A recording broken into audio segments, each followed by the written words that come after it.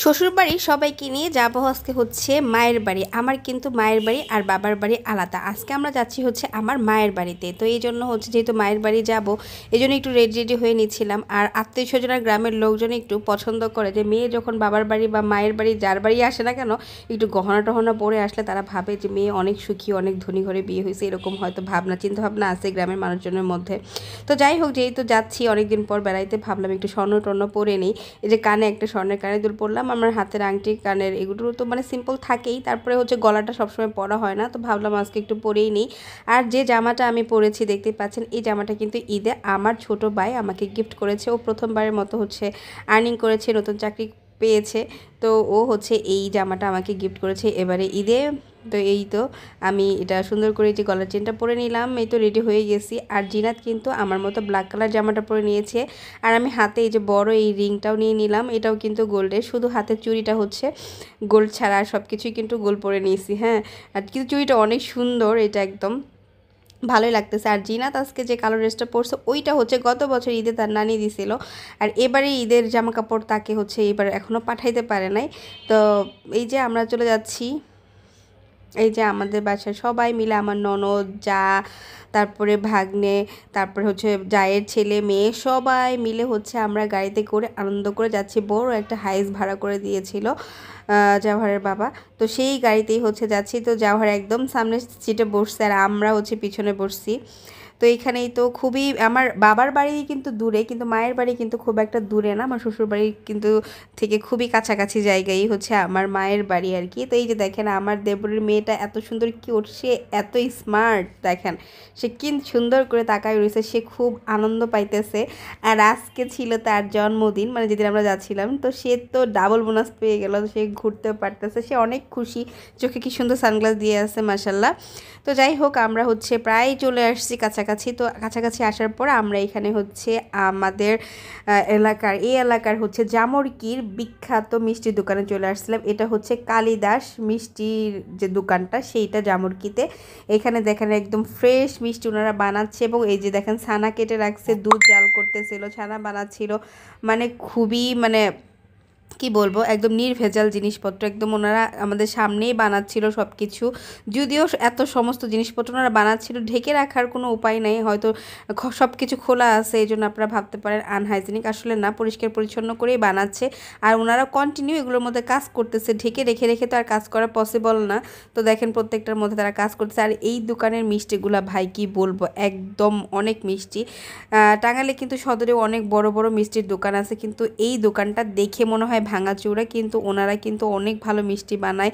এবং ওনাদের দোকানে রসগোল্লা আর হচ্ছে সাদা সন্দেশ, লাল সন্দেশ, এই সন্দেশ আর রসগোল্লাটা বেশি টেস্টি, আমার কাছে খুবই ভাল লাগছে, খুবই ভালো লাগছে। আর আগেও জাওহারের বাবা এইখান থেকেই নিত, এটা কিন্তু বহু আগের দোকান, অনেক আগের দোকান। যখন আমি হোস্টেলে থাকতাম, কুমুদিনী কলেজের হোস্টেলে, তো তখন আমাকে হোস্টেলে দেওয়ার সময় একবার আর নেওয়ার সময় একবার জাওহারের বাবা এই জামুরকি থেকে হচ্ছে এই তো ছানার সন্দেশ আর রসগোল্লাটা নিত। আর আমরা আজকে এখান থেকে ছানার সন্দেশ, তারপর রসগোল্লা, তারপর হচ্ছে কি বলে কালো জাম, তারপর চমচম, সব কিছুই কিন্তু নিয়েছি, এবং প্রত্যেকটাই অনেক মজা ছিল। আর হ্যাঁ, এখান থেকে হচ্ছে ঘি নিয়েছে আমার ননদ, ঘিটাও নাকি অনেক ভালো ছিল। পরে ননদ বললো যে ভাবি ঘিটা নিয়েছিলাম এত ফ্লেভার।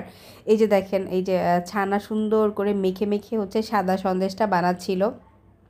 তো মিষ্টিগুলোই কিন্তু মোটামুটি একদম ফ্রেশ গরম গরম ছিল। যাই হোক, আমরা নিয়ে নিচ্ছি, অনেকগুলোই প্যাকেটে ভরতেছে আর কি, মানে আমরা সব আইটেমই মোটামুটি এক কেজি করে নিয়ে নিচ্ছি আর কি।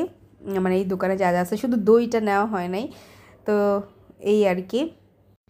তো এই তো আমাদের মিষ্টি কেনা শেষ, এখন হচ্ছে আমরা চলে আসছি হচ্ছে আমাদের বাড়িতে একেবারে, যেহেতু আমাদের আস্তে আস্তে একটু দেরি হয়ে গেছে, তো একেবারে আসার পরেই হচ্ছে একদম খাবার টেবিলের কাছে চলে আসছি, যে দেখি কি কি রান্না করছে, কারণ সবার ভরপুর ক্ষুধা লেগে গেছে, একদম দুপুর হয়ে গেছে। তো এইখানে আম্মু অনেক কিছু রান্না করছে, তো সব কিছু টেবিলে সাজানো ছিল, একদম রেডি ছিল। আমরা গিয়ে আর অন্য কিছু খাই না, আমরা বলছি আম্মু খাইতে দাও, শরবত টরবত এখন খাবো না, পরে খাবো নি, এখন হচ্ছে তুমি হচ্ছে ইয়া দাও, মানে সবাইকে খাবার দিয়ে দাও।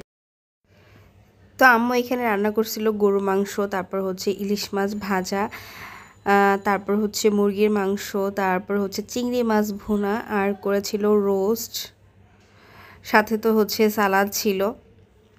তো আমি চিংড়ি মাছটা খাইছি, আমার কাছে খুবই মজা লাগছে চিংড়ি মাছ, আর গরুর মাংসটা অনেক মজা লাগছে।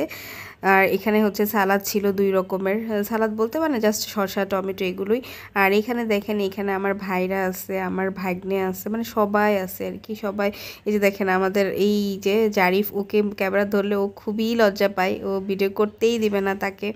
এইদিকে আমার খালাতো 2টা ভাই ছিল, ওরাও আসছিল আর কি। এদিকে দেখেন জিনাত কিন্তু নতুন একটা জামা পরে ফেলছে, এটা ছিল তার ঈদের গিফট, তার নানা নানি তার জন্য ঈদের এটা কিনে রেখেছিল। তো সে এটা পেয়ে অনেক অনেক খুশি, তার এই জামাটা অনেক পছন্দ হয়েছে এবং সেই দিন থেকে আজকে পর্যন্ত সে কিন্তু এই জামাটাই সবচেয়ে বেশি পরতেছে, কারণ এটা কটনের মধ্যে ছিল, অনেক বেশি কমফোর্টেবল ছিল তার জন্য। তারপর হচ্ছে আমরা দুপুরে খাওয়া দাওয়া শেষ করে জিনাত জামাটা চেঞ্জ করে আমরা চলে আসলাম আমার নানির বাড়িতে। তো আমার নানির বাড়িতে আসার পরে এখানে বেশ কিছু নাস্তা টাস্তা খাওয়ার পর আমরা একটু গল্প টল্প করলাম। অনেক দিন পর নানির বাড়ি এসেও ভালো লাগতেছে। আমার মায়ের বাড়ি আর নানির বাড়িটা প্রায় কাছাকাছি, হেঁটেই যাওয়া যায়।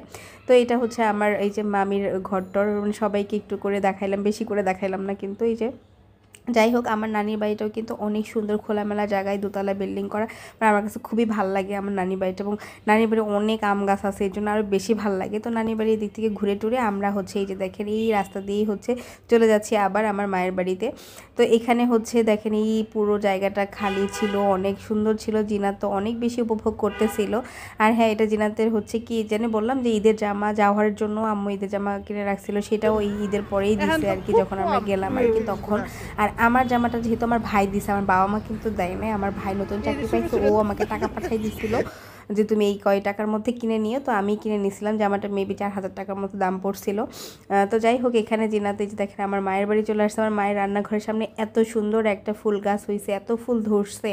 তো আম্মু এখানে রান্না করতেছিল, আবার একটু বিকেলে বলতেছিল যে তোমরা রাতে খাওয়া দাওয়া করে যাবা। এদিকে দেখেন আমার আম্মুর হচ্ছে এই যে দেখেন এই রকম একটা সবজি গাছ ছিল, লাউ গাছ, এখানে একটা লাউ ধরছিল, এই লাউটা কিন্তু পরে কেটে আমারে দিয়ে দিছিল।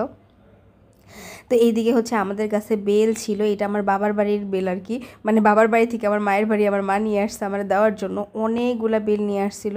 তো সবগুলো বেল কিন্তু আমি নিয়ে আসছি, এগুলো আমাকে দিয়ে দিচ্ছে। এগুলো জাওহারের বাবার জন্য স্পেশালি দেওয়া হয়েছে, কারণ জাওহারের বাবা প্রত্যেক দিন একটা করে বেল খায়, তার আসলে বেলটা অনেক পছন্দ। আর এই হচ্ছে আমার এই যে মায়ের বাড়িটা আমি একটু দেখাই দিতেছি। এই যে দেখেন, আপনারা কিন্তু অনেক আগে মেবি এই বাসাটা দেখছিলেন, তখন একতলা ছিল, এখন 2তলা করে ফেলছে। তখন শুধু নিচতলা ছিল, ভাড়া ছিল, এখন 2তলায় একটা ফ্ল্যাট হচ্ছে রাখছে। মাঝে মাঝে আম্মু হচ্ছে তার নিজের বাড়িতে বেড়াইতে আসে। তো যাই হোক, এখানে যে দেখেন আবার রাত্রেবেলা একটু আমরা হালকা ফুলকা যা ছিল সেগুলোই খাওয়া দাওয়া করতেছে। আম্মু আবার এখানে আম দিয়ে টক ডাল করছিল, কিছু ভর্তা টর্তার আইটেম করছিল, সেগুলো দিয়ে মজা করে আমরা খাইলাম। এদিকে কিন্তু আমার ভাগ্নে সুমন ও আসছিল। তারপর হচ্ছে এই যে খাওয়া দাওয়া শেষ করে আমরা এই যে দেখেন বলছিলাম না যে লাউটা আম্মু দিয়ে দিচ্ছে, তো লাউটা হচ্ছে আমাদেরকে দিয়ে দিছিল। আর তারপর হচ্ছে এই যে আমার ভাই ও হচ্ছে সবাইকে বিদায় দিয়ে দিচ্ছিল যে ঠিক আছে দেখে শুনে যাও। এই তো আমরা গাড়ির মধ্যে সবাই ঢুকে পড়ছি, এই তো এখন আমরা চলে যাব। যদিও যাওয়ার সময় আমার কষ্ট হচ্ছিল, মনে হচ্ছিল একটু থাকি, কিন্তু আমার আসলে আবার বাচ্চাদের স্কুল খোলা, ঢাকা যাওয়ার টাইম হয়ে গেছে। আমি হয়তো হাতে আর একদিন সময় পাবো, তারপরে হচ্ছে ওখান থেকে রেডি হয়ে আবার আমার ঢাকায় চলে যেতে হবে। আর আমি কিন্তু অলরেডি ঢাকায়, এই ব্লগটা অনেক পরে আপলোড হচ্ছে, কারণ অলমোস্ট ঈদ চলে গেছে, অনেক দিন হয়েছে। এটা মেবি ঈদের 3য় দিন বা 4র্থ দিন আমি গিয়েছিলাম আমার বাবার বাড়িতে। তো ঠিক আছে, সবাই ভালো থাকবেন। আমরা এখন টায়ার্ড চলে যাচ্ছি বাড়িতে, শ্বশুর বাড়িতে। সবাই ভালো থাকবেন, আল্লাহ হাফেজ সবাই।